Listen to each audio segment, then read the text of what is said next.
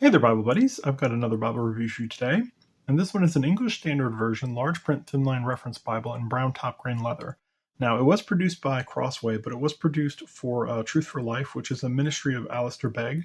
And this is like a special edition that was done for them, specifically like a ministry edition, and it is specifically not for resale. Now, they did sell it on their website. If you guys are a member of the Everything Bibles group, you will have kind of learned about this deal. And it was one that I think was available throughout the month of December. If you missed out on it, sorry. I don't think it's still available through the website. If it is, I'll try and dig up a link and post it down below. But this would be a perfect example of why it would be a good idea to join one of the Bible groups, because these sorts of deals get posted when they come up, and it's always great to kind of find a great deal on a Bible like this. This specific example was $35, and that was with shipping and everything included. Now, don't feel too bad. This isn't like you're getting a $150 Bible for 35 bucks. This is probably, just judging by the quality of it, maybe about a $50 Bible that you're getting for $35, which is still a deal. And I guess just given the kind of overall presentation of it, it's certainly a very nice Bible for $35. So let's go ahead and get into it. And we'll take a look here at the box. This is a one-piece box. It is a very high gloss box. I'll show you the sides here. You can see kind of the information there for Truth for Life and some of the information on the Bible.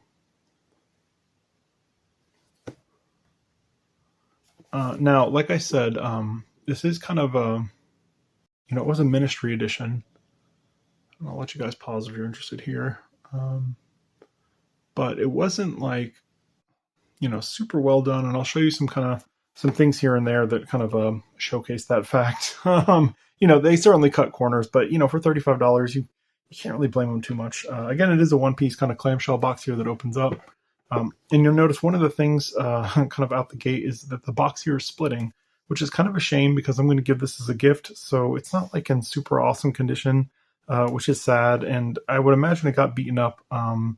Number one, the box is, decent quality, but also when they shipped it, they just kind of shipped it in a padded mailer. It wasn't in its own box. It wasn't bubble wrapped or anything like that. It was literally just, kind of shoved into one of those like USPS kind of padded mailer deals. And it was, tossed, I'm assuming tossed around throughout the shipping process. So it did sustain a couple injuries here. I'm hoping the person that I give it to does not care so much about that, right? You also get inside the box a little pledge card here, which I'm assuming is like a warranty card for Crossway. And certainly their, quality is most of the time through the roof. I really have never had any problems with their stuff. At least the few problems that I've seen are minimal at best. Some people tend to really get up in arms about it. Again, I'm going to point out some things on this edition, but you have to keep in mind it was only $35. So I think for the price paid, it's a fair deal. We'll take a look at this cover, and it does have a very wonderful grain. And again, it is that top grain cowhide. You can see a little perimeter line there on the edge. And on the spine, there's some very nice raised hubs here, 4 of them. And it does say Holy Bible, and then it's got the ESV logo here, and then it says English Standard Version and Crossway at the bottom. And the ribs are very nice and raised. Very well done. You have the continuation of that perimeter line. Just that wonderful grain. We'll go ahead and take a look at the liner. And you can see the kind of corner work there. It's not the best of corner work. This one's a little sloppy, and the pleats, you can tell, were kind of done quickly. But it is a leather edge-line construction, and it is stamped there with top grain leather. Now, it does have a kind of a brown synthetic end sheet here, but the actual liner itself is a leather. Now, this leather cover is extremely, and I'll roll it up like they say, like a tortilla in Texas. But you can see it is extremely flexible, this cover. Now, as far as covers go, if you it really just depends how the Bible is produced. So obviously this cover is extremely flexible, and I would imagine that's because, the pieces of leather that were used for the liner and for the cover are probably very thin, which would kind of, go towards the, again, the cost of the Bible. Some producers, some manufacturers, they'll put a little piece of duck cloth in between the two, and that's how you kind of get that like almost like a pillowy feel to some of the leather covers. This does not have that. It does feel like a fairly thin cover, and it is, again, very flexible. But I would imagine for most people it's going to hold up just fine. It looks great, to be honest. It does have a nice, I'm going to show it to you here. It does have a very nice kind of grain on the liner. So I think for the majority of people it'll be more than adequate. And again, it is a paste down construction, edgeline construction. You can see it coming right up onto the block there. Take a look at the other external features. It does have brown head and tail bands, and it does have 2 brown ribbons. We'll look at those in a second. You can see it does have a gold gilt. Now the gilt is, all right. It was applied well enough, I suppose. Some of the kind of detractors, you'll notice there's a little, maybe you can notice, there's like a little mark. That was from the factory, so it kind of came with a smudge. Again, I'm not going to worry about it so much. You'll see on the bottom here, on the tail band, that there is a whole bunch of kind of like gunky glue there. I'm going to have to clean that up before I give it to the person, but I guess I must have adhered too much glue and it kind of squeezed out the bottom there when they were doing the construction of the Bible. But certainly I'm going to want to clean that up. Now the ribbons, you do get 2 single-sided satin ribbons. No, these are double-sided satin ribbons. Actually, these are pretty nice. They're nice and long. They are narrow, but they're not like super chintzy or cheap. They're pretty decent ribbons. So good job, Crossway, I guess, stepping up to the plate there and doing a decent job with the ribbons. And the angle cut is very nice, and they are long enough to be able to pull them to the corner. So good job there with that. Let's go ahead and get into the Bible. We'll take a look at it. And you do have kind of a thick, like a kind of a semi-gloss sheet there. And then you do have a page here specifically for Truth for Life.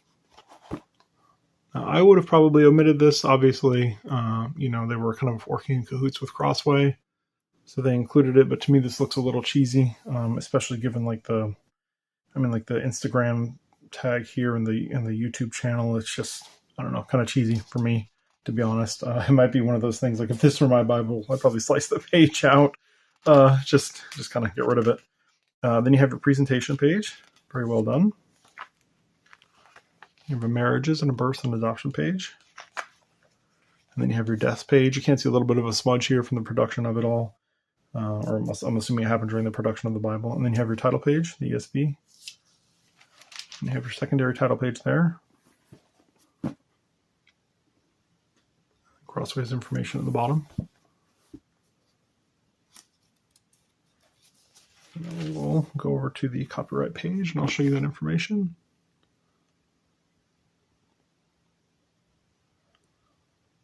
And we can see here that it was printed by R.R. Donnelly and Sons, and it appears to be, I'm assuming, the 14th printing of 2022. So they've had quite a few runs of this. This is, one of their more popular editions, so it would make sense. I mean, obviously, this edition itself was specifically produced for Truth for Life, but the text block is a more popular one. The what is it? The large print Thinline reference Bible. It's a popular edition. So we have the table of contents opposite that, and then we have them in alphabetical order. The books of the Bible. We have our preface to the ESV.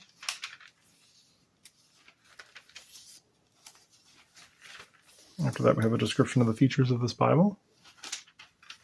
And we have our Old Testament title page. We get right into it, Genesis. I'll pull it up here so you guys can see some of the layout.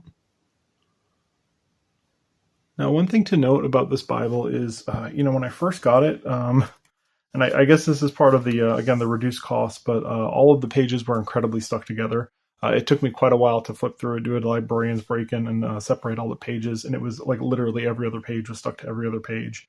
And I wasn't having any luck like fanning. Sometimes you can like fan the corners and you'll hear them kind of separate. I wasn't really having much luck with that. I literally had to go page by page and separate them all, which I sometimes I enjoy doing it. I wasn't a super fan of it this time around. And some of the pages got like really finicky to where it was like almost like troublesome to pry them apart, but just an aside. So we'll take a look at the text, and you can see you have your beginning book, chapter, and verse here, and then your ending book, chapter, and verse in the opposite corner. There are page numbers in the top center. You do have your cross references down here in the bottom right of each page, and then you have your translator's footnotes spanning the bottom center of each page. There are running headers kind of at the beginning of certain sections here. Let's turn the page so you can see kind of an individual sections that happen there. It is a double line kind of drop cap numeral, I guess, to indicate the beginning of each chapter. And then the page numbers are kind of like sans serif numbers, and they're a little hard to see only because they're not really bolded or anything like that. Especially when you get into a section like this, you have lots of numbers. It's kind of hard to see the verse numbers there. So Not super easy to see, but I guess easy enough if you're just using this as a reader or what have you. It is a double column paragraph format, and there are kind of special settings for certain things like this. We'll flip to the poetic section so we can get a better feel for it. So we have Psalm 119 here, and you can see that they do have the little markers, the Hebrew letter indicators. Go ahead and take a look at the paper. The paper is decent.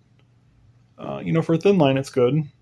There's obviously some show through. You can see it pretty well. The text is line matched though, so it's not super terrible. And for such a thin edition, I'd say the paper is pretty good.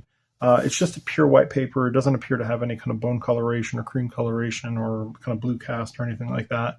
So it's just a nice kind of neutral paper there. So I'll take it. It's not bad, again, considering the thickness of the edition. So here we have the end of Malachi on the New Testament title page. Then we have the Gospel according to Matthew. And from there, we'll turn a couple pages and look at Matthew 5 and 6. And you'll notice that we do not have any red letters. This is a black letter text. And we'll keep going to the end of the Bible. Really, it's a very nice edition. And certainly for the $35 that it cost, it's definitely a great deal, a good value, I should say. So we have the end of Revelation there. And we have our table of weights and measures. And the concordance. I'll show you some entries there after the abbreviations page. A little on the small side, but not terrible.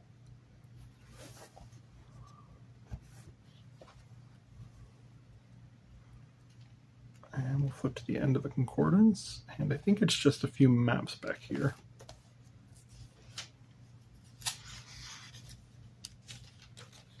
Yep, so there's the end of the concordance. And then we have some maps. So the nice thing about these maps actually is that they are on, I wouldn't quite say that it's like a 100% matte paper, but by comparison to what Crossway normally throws at us, this is a very nice paper. I'm picking up just a very slight bit of reflection from the lights, but not very much at all.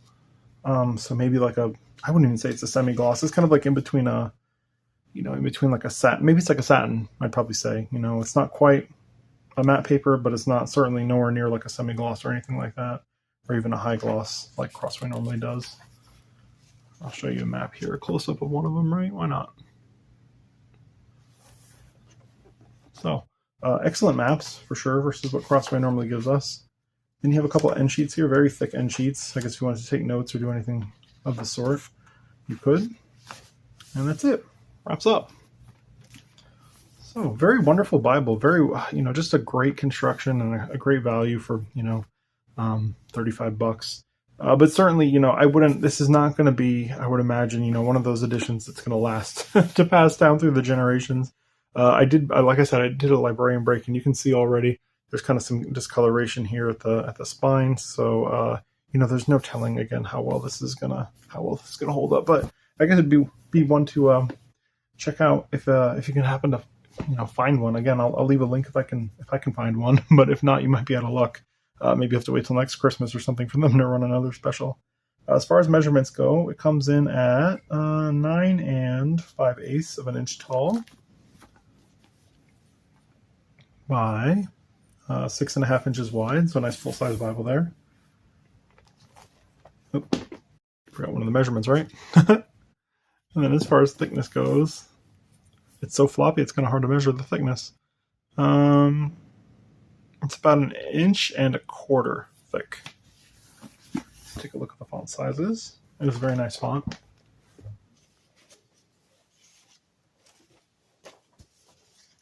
So look at the D and Do here.